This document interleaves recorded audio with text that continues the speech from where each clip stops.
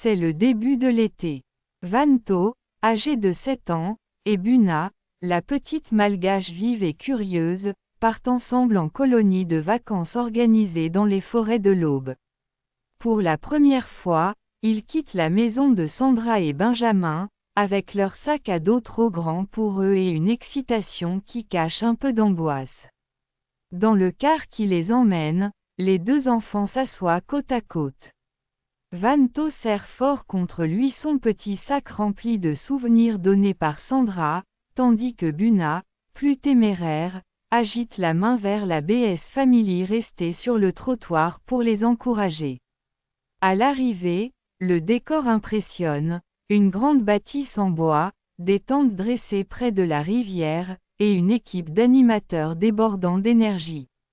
Très vite, Vanto et Buna rencontrent d'autres enfants, Lucas, passionné de foot, et Sarah, une rêveuse qui adore raconter des histoires effrayantes au coin du feu. Chaque journée à la colo devient une aventure. Le matin, c'est randonnée dans les bois et découverte des traces d'animaux. Vanto, encore marqué par son passé, apprend à vaincre ses peurs grâce au soutien de Buna, qui le pousse à grimper aux arbres et à courir dans les sentiers boueux sans hésiter. L'après-midi, ce sont les ateliers, canoë, tir à l'arc, et même une initiation au théâtre. Buna, toujours volontaire, fait rire tout le monde en imitant les animateurs. Vanto, lui, se révèle étonnamment doué en dessin, surprenant ses camarades par des croquis précis de la nature autour de lui. Mais la colo n'est pas que jeu et sourire. Une nuit, alors que l'orage gronde au loin, un bruit étrange résonne dans la forêt. Les enfants se rassemblent dans le réfectoire, un peu inquiets.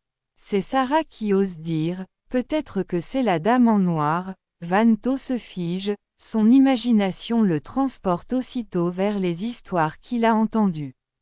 Pourtant, il trouve la force de rassurer Buna et les plus petits. Ensemble, ils décident d'allumer des lampes torches et de chanter pour se donner du courage. Le lendemain, les animateurs félicitent le groupe, aucun n'a paniqué. Vanto comprend qu'il est plus fort qu'il ne le croyait.